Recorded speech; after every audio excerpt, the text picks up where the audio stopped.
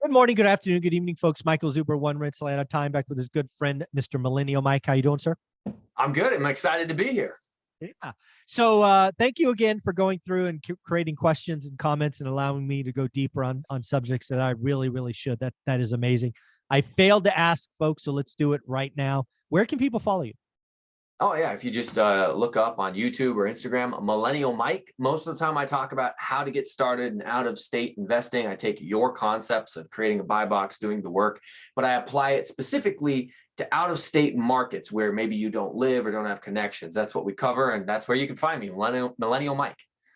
Folks, if you're thinking about out-of-state investing, he is the guy to follow.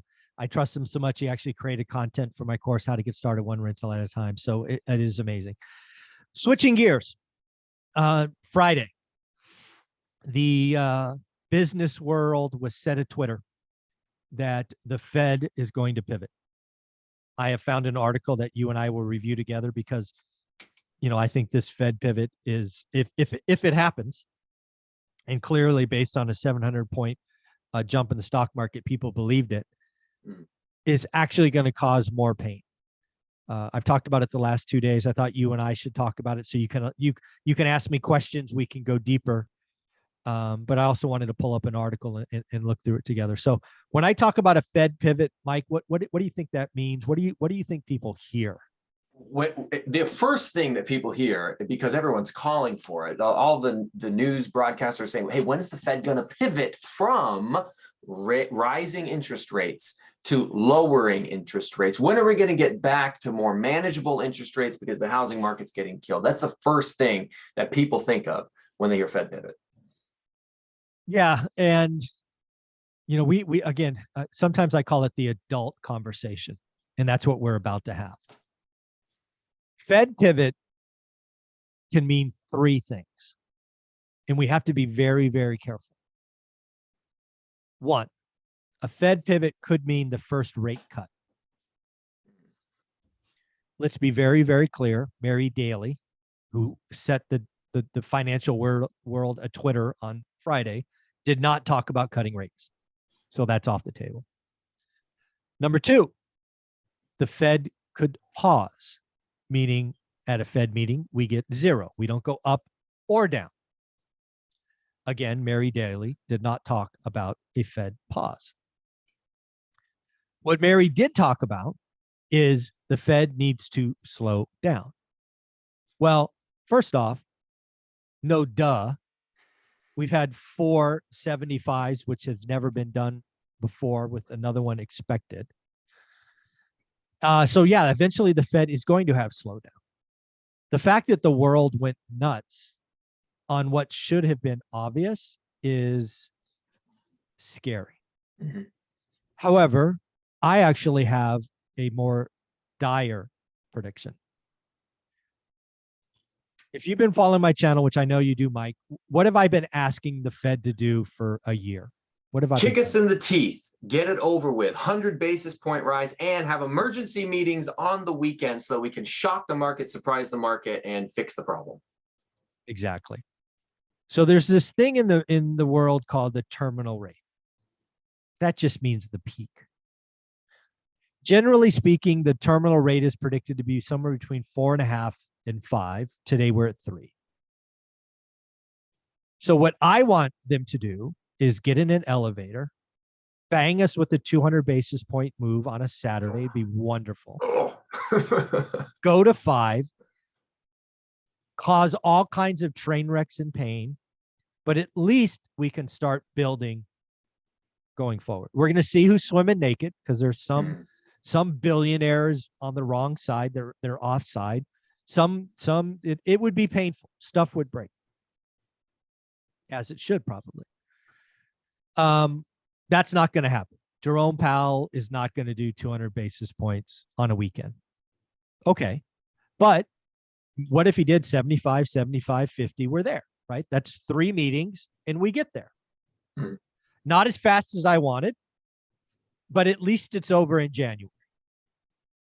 Right? And again, when you think about the financial world, January is like we're there, right? Seconds, right? Not quite an elevator, but not bad. Mary Daly. And we're going to bring up an article and go through it together in a minute. But basically, Mary Daly is like, nope, let's just keep hitting you with 25. Right? We'll give you 75 November 2nd, which will take us to 3.75. And then for the next 5 meetings, we're going to give you 25. Dude, I don't want to be doing this in freaking June or July. No, Right. thank you. I don't. No, stop cutting me with paper cuts. I'm so tired of this nonsense. Get it over with. So the people that are excited about Mary Daly's Fed pivot, I want you to realize all you're doing is signing up for excruciating pain for most of next year. I mean, that's nuts. Why would you want to do that? Yeah, as Thanos says, run it, hide from it, delay it. Reality comes all the same. Just get it over with. Get it over with. But so I let's do have pull a up. question for you, Mike. Yeah, Hold on, I got a question for you. I like it. So I like it. Get jumping straight with 200 basis point. Yes, it's going to expose businesses, billionaires who are swimming naked. But where does that leave the common man, the average man, the often forgotten middle class man? How bad does that hurt us, me? Well, I mean, let's have that discussion. First and foremost, the average person is not an asset owner, right? If you look at the stock market, 90% of the stock market is owned by 10% of people. Those 10% going to get smashed.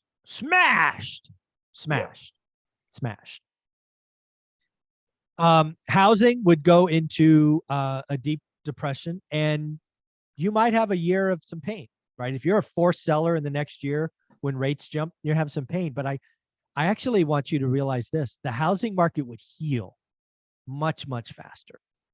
If we just if you banged us with 2%, that would, I mean, the market would get nuts. Interest rates would go to 10%, but then things would chill out. And suddenly we'd be at 9 3/4, at 9.5, and we'd be slowly coming back, as opposed to just keep banging us with a bat every freaking meeting. No, thank you. So unemployment would go up, right? There would be some companies who are like Michael Burry talks about their $1 billion valuations with $100 million negative cash flow or operating. There would be some companies that couldn't raise debt that would be sold for parts. So we'd have some unemployment, no doubt.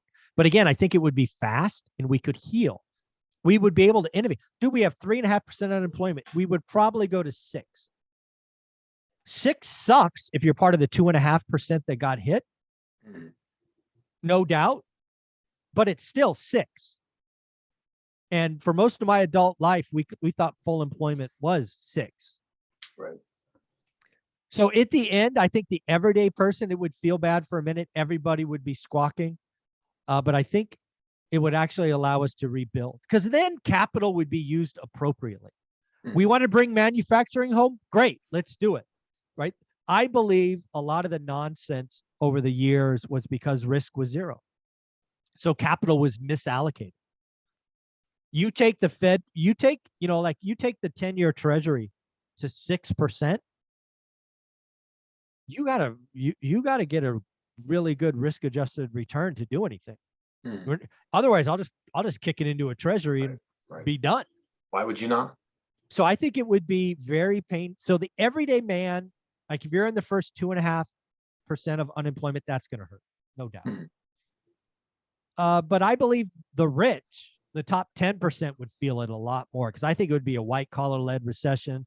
I think it would crush 401ks. They'd be 201ks. They would rebuild, but in a moment, we'd have limit down. Dude, they raised rates 200 basis points on a Saturday. We're down 10%, which is limit down in the stock market.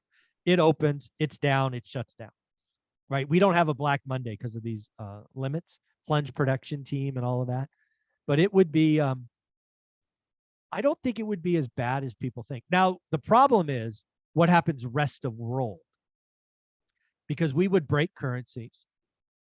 It's talking going 200 basis points is fun for me. It's really not financially possible because of all the interconnected things. It would really, really, really, really break stuff. And you thought the UK pension funds was bad? It would be, lots of stuff would break. So I'm not sitting here thinking it's possible that they could do it, but Why not do a 75 on Saturday? Why do we have to do it at the meeting? Mhm. I love that Paul Volcker raised on the weekends, so the market couldn't adjust. I just think there's something elegant in raising on the weekends. Right. Right. Well, that's a fair response. The people that I worry about the most in the average man category, average person category, is the retirees who are living on their 401ks currently in their Roth IRAs. Those things get destroyed. That's very tough for those people. But if you have savings, now you're getting paid 6%, 7%, 8%. True. True. You know, you get a cost of living adjustment was 8% or 7.8 or whatever it was for Social Security. So again, it would suck. But if you don't have to sell, it'll rebuild it. We would be a stronger economy 2 years from now. It's just what Warren Buffett says, right? If they banged us with 2%, the tide would go out. Lots of people are naked, lots of pain, but then the tide will come back in and we'd actually be stronger. But again, they won't do it because as the reserve currency of the world, we hold a stature to really make sure we don't drastically injure other countries, and that would be bad. So let me bring up the article for Mary Daly, just because I said I would, and really highlight, because a lot of people are hearing Fed pivot and they're hearing rate cut, and that's not what she said. So this is just one of many articles. This one's from Reuters. We're going to start talking about slowing down. Notice there's no rate cut in that. Lots of people hear, and again, let's not forget Mary is considered a dove versus a hawk, so she leans dovish. And what I want to do here, just because we've been going for a long time, is I just want to go to the bottom. And this is what she says. It's time now to start talking about stepping down. The time is now to start planning on. So she's not talking about cutting. She's not even talking about stopping. She is talking about slowing down, which again, I don't want them to slowly get to the terminal rate, Mike. I want them to get to the terminal rate and stop. I want stop, not slow. Does that make sense? Yeah. So from what I'm hearing is currently the terminal rate is the edge of a cliff, and we're in a car driving towards the edge of the cliff, and we're doing 30 miles an hour. Mike would love to see us do 60 or maybe even get a ticket for doing 80. And she's saying, actually, why don't we go from 30 to 15? Yeah, we're still going to get there. We're still going to be on the cliff at some point. I just want to get there faster, because the faster we get there, the faster we get out of it. Right. Otherwise, she's just going to, I don't want slow. Slow sucks. Yeah. So thank you for letting me vent. This gave me an opportunity to get something off my chest. Mike, where can people find you? Well, as I mentioned earlier, just Google, YouTube, Instagram, Millennial Mike. I talk about out-of-state real estate investing. And if you need somebody to explain the finer points of the economics with things like Fed rate hikes, please, God, don't come to me for it. Stay with Michael Zuber on the One Rental at a Time channel. I can barely read half the phrases that are in those articles. Thank you so much. I appreciate you.